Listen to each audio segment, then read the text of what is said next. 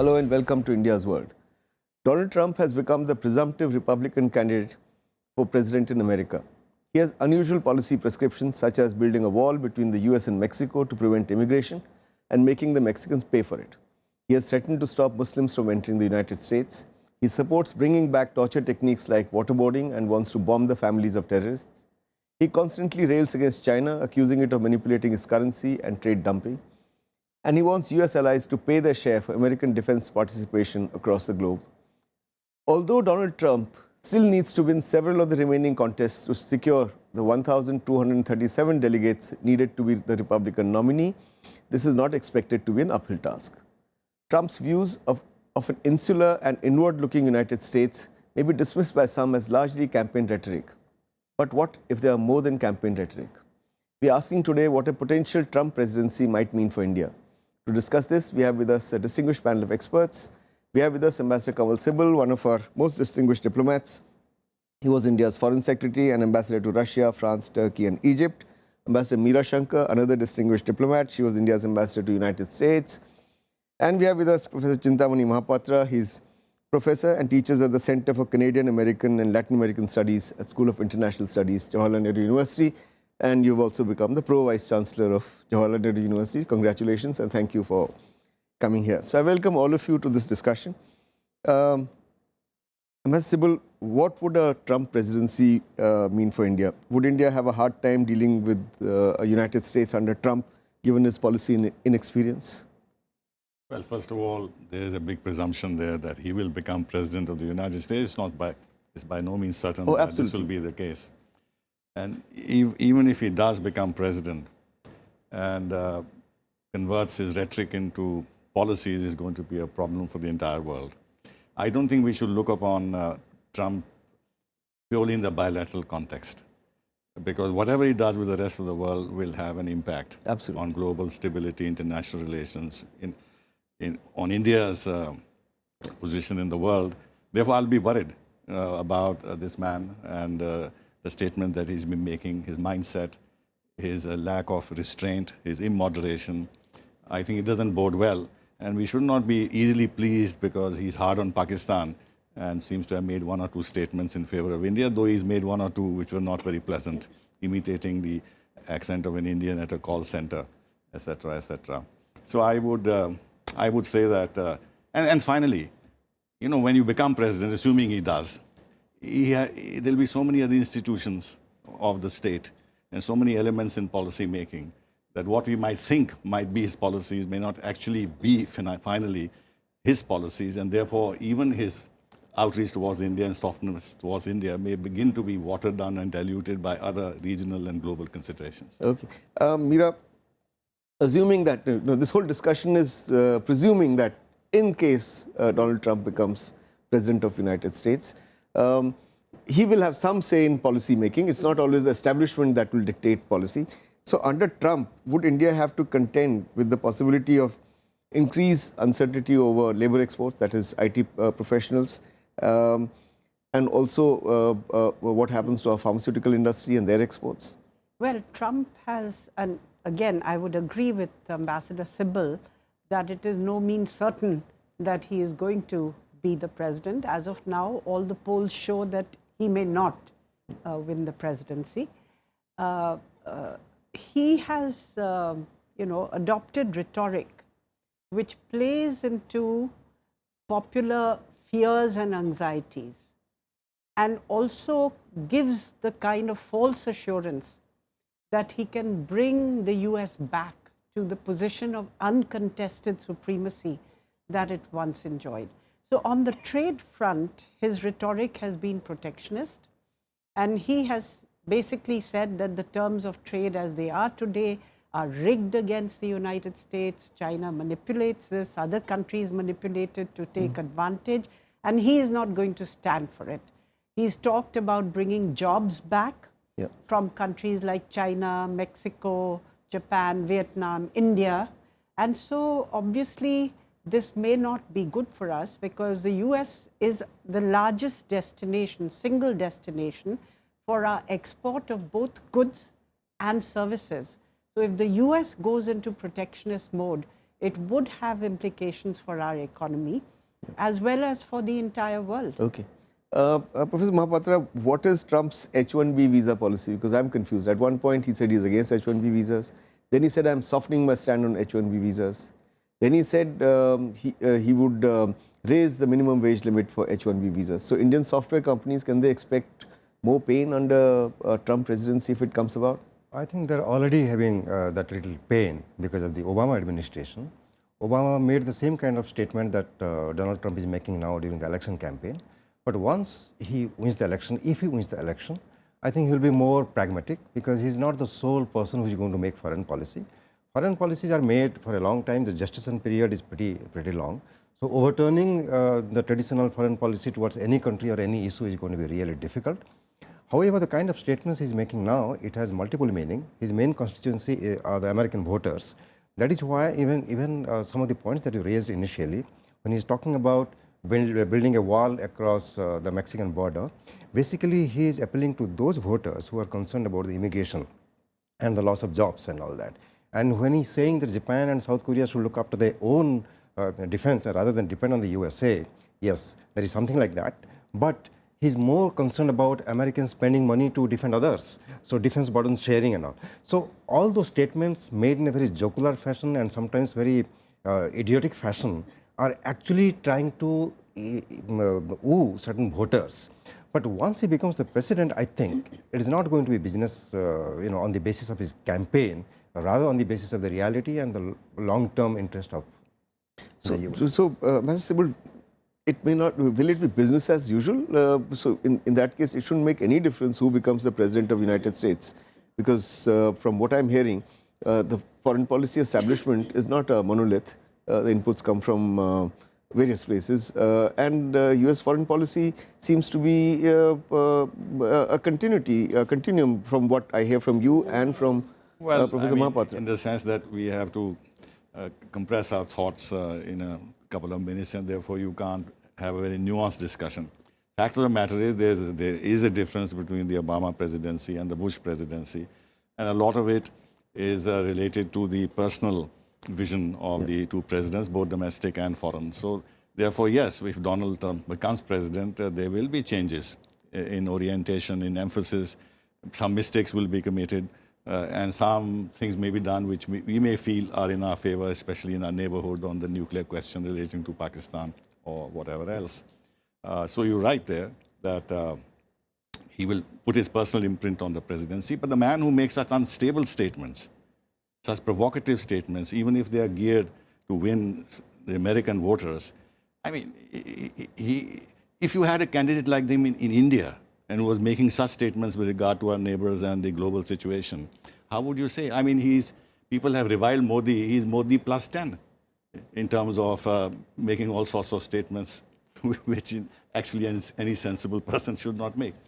So I hope that he'll be able to tone down his gut feelings about certain matters and be more responsible if he ever becomes president. Mr. Shankar, is there a possibility that, forget the foreign policy establishment, it will take care of foreign policy, but could his presidency raise anti-immigrant feelings to such a level that America becomes xenophobic, his constituency, which is undereducated, jobless, insular looking, that their emotions come to the fore and they start attacking, let's say, Indian businesses or Indian American businesses? Is that a possibility? Well, there is anti-immigrant feeling across the world now. If you see in Europe, there's a huge crisis on refugees, and a lot of ultra right-wing parties are riding to the fore in many nations where they had a side role. They were on the fringes. Now they are kind of many slipping into the mainstream on the basis of tapping into this anti-immigrant sentiment. But at the root of the anti-immigrant sentiment, I think, lies their, economic downturn, which has been persistent, from which there hasn't really been a robust recovery. And here, of course, the US is better placed than Europe.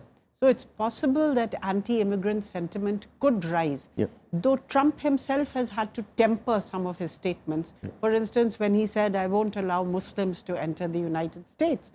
And then later when people pointed out, what about Saudi Arabia, what about some of the other oil producing countries? He said, well, we'll allow rich Muslims in. Yeah. Okay, all right.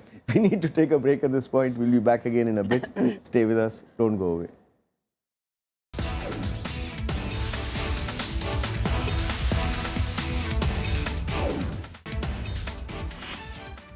Welcome back. We're discussing what a potential Trump presidency could mean for India. Professor Mahapatra, would you say that in the past, India has benefited from the present world order and from America's involvement in regions both to the east of India and to the west of India? And what would a possible American withdrawal from these regions, as Trump is suggesting, mean for India?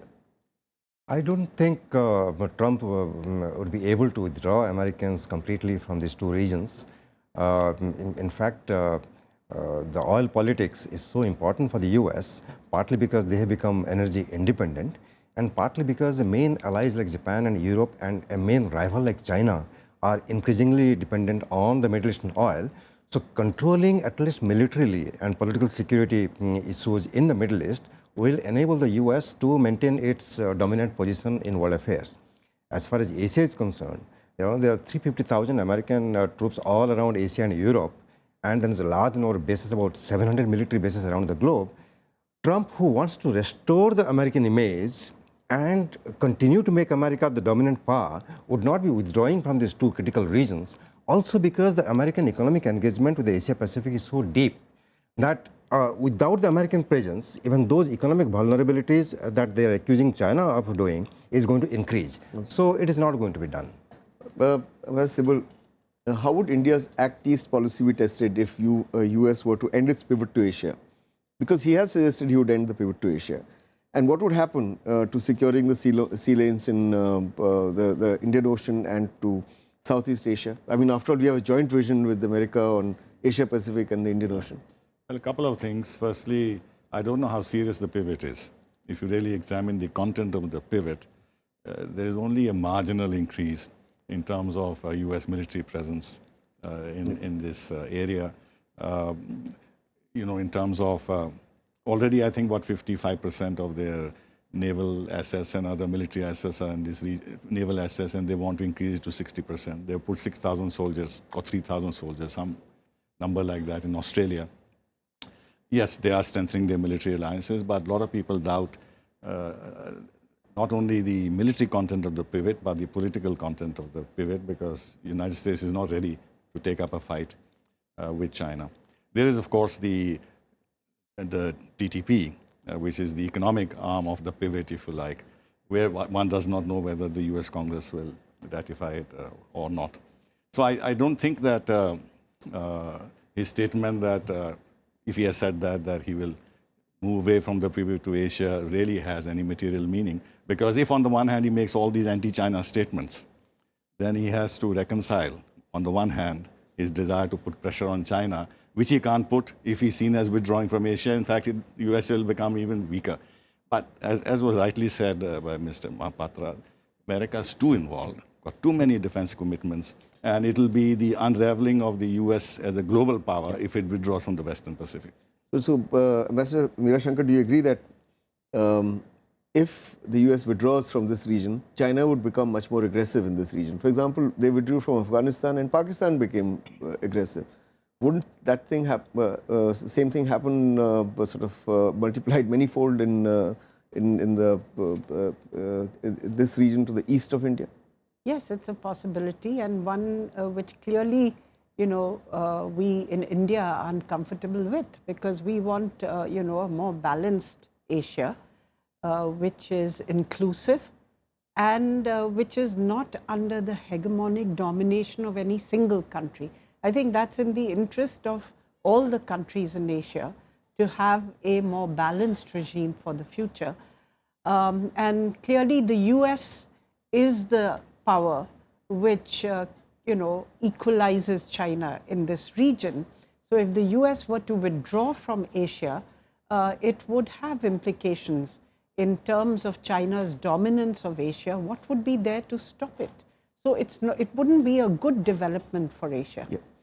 Professor Mahapatra, so what would be the implications of the US withdrawing from Asia? If it does withdraw, would it mean that India would then have to forge closer ties with China instead of trying to balance China by sort of signing various agreements with America and being sort of, let's say, the cat's paw of America, or let's say the partner of America in this region to balance China? You know, almost all the American allies and strategic partners like India and new partners like Vietnam do more trade with China than with the United States. And the economic ties between China and all these Asian countries have become very deep. So many countries are raising the same question that you raised just now. What to do now? The Chinese and the Americans are having some kind of cold confrontation in South China Sea and elsewhere. Apparently they're competing for the dominant position in Asia Pacific. So what should be their position?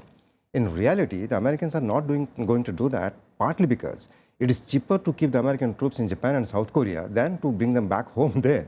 So they really they understand that first they have to continue to control Japan indirectly and South Korea. And that becomes easy because North Korea is making a lot of noise. So it is in the American interest to continue to be there in the region.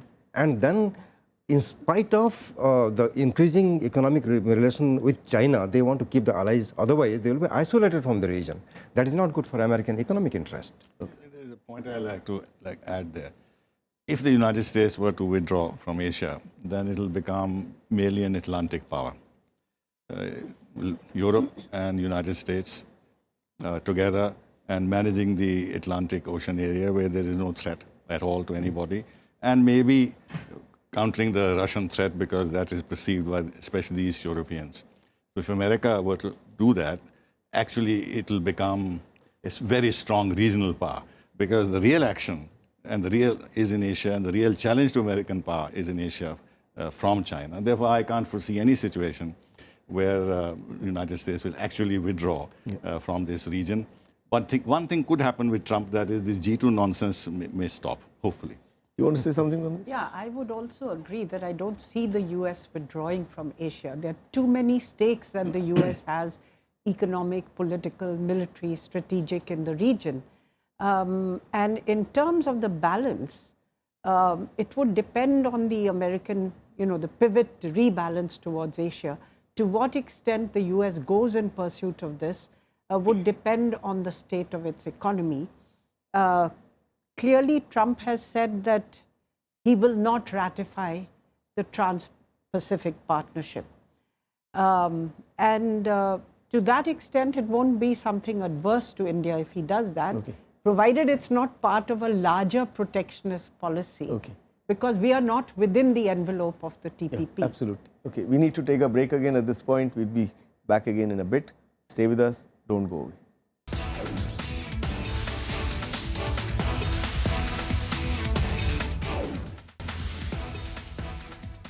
Welcome back. We're discussing what a potential Trump presidency might mean for India. Professor Mahapatra, excuse me, what would a Trump presidency mean for Middle East?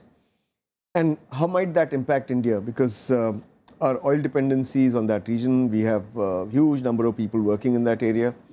So how would Trump's Middle East policy impact India?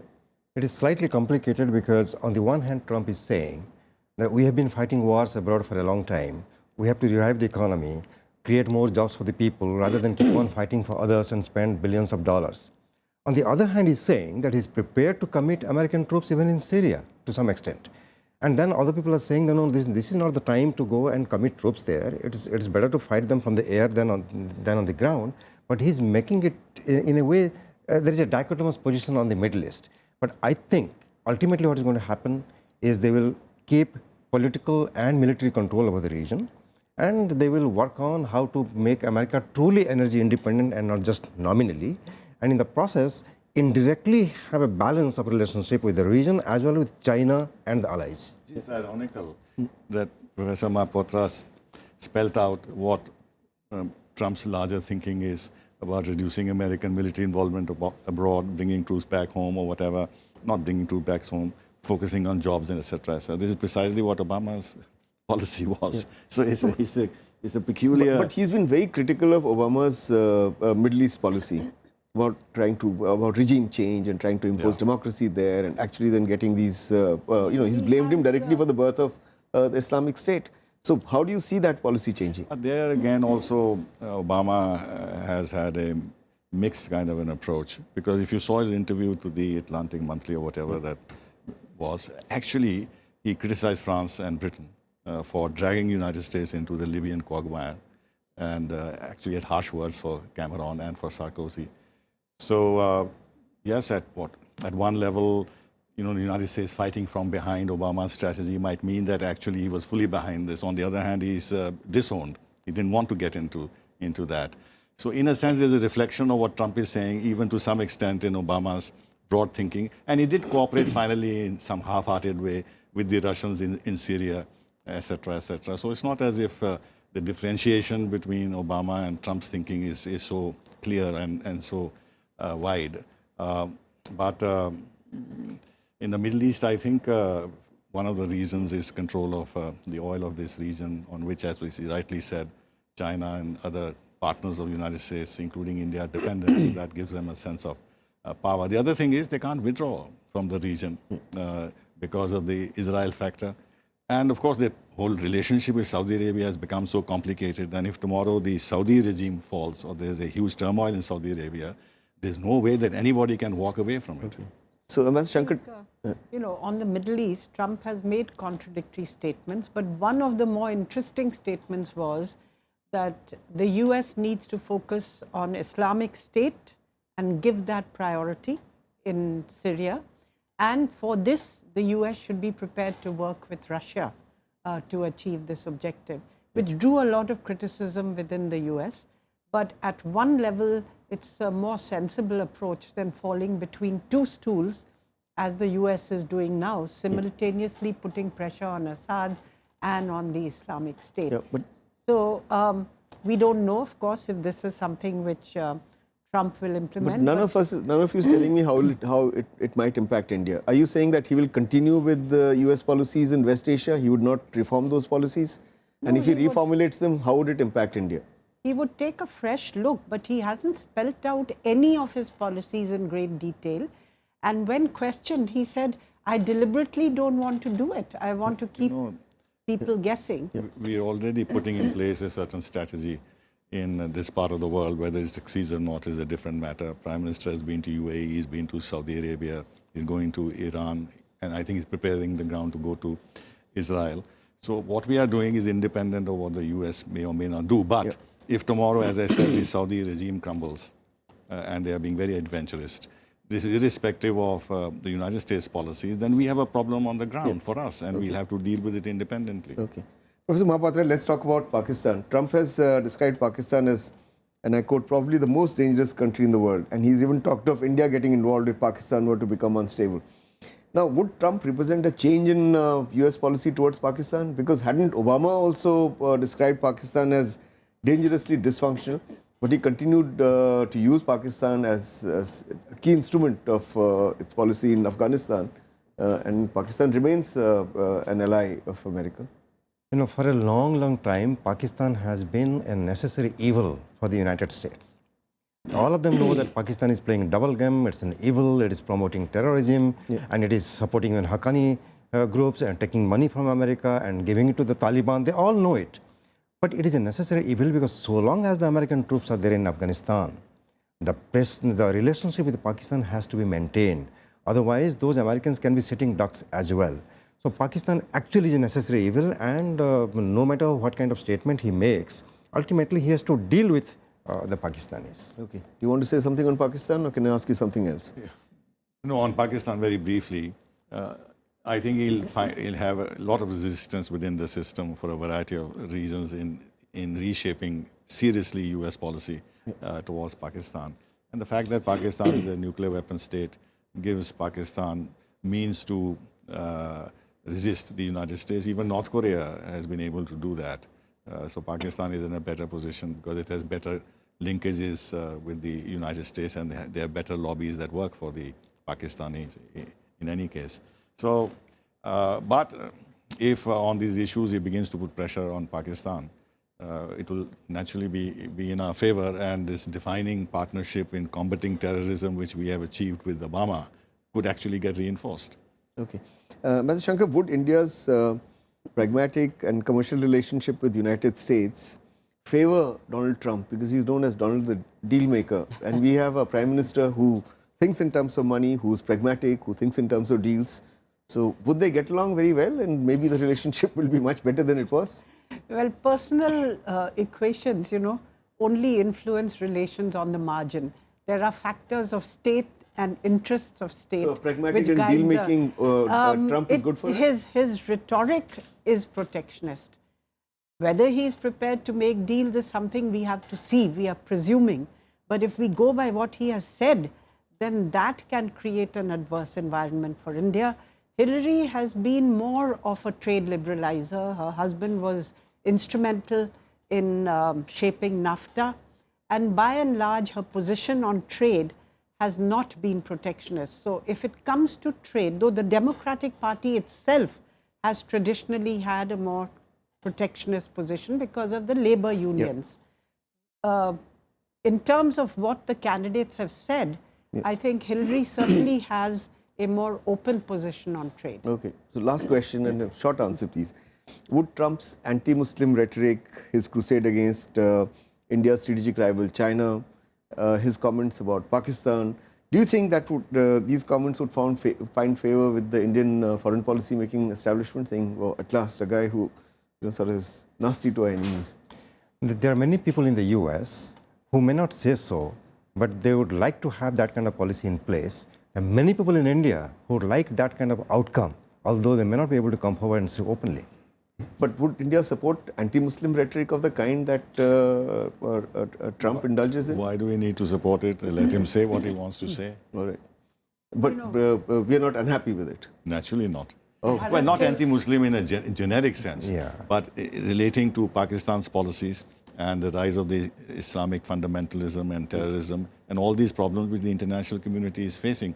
And they have agreed, even Saudi Arabia, that this must be fought. Only in that limited sense, not anti-Muslim in general, of course not. Bharat, one small thing, most presidential campaigns have witnessed very tough rhetoric on China, including George Bush, including others.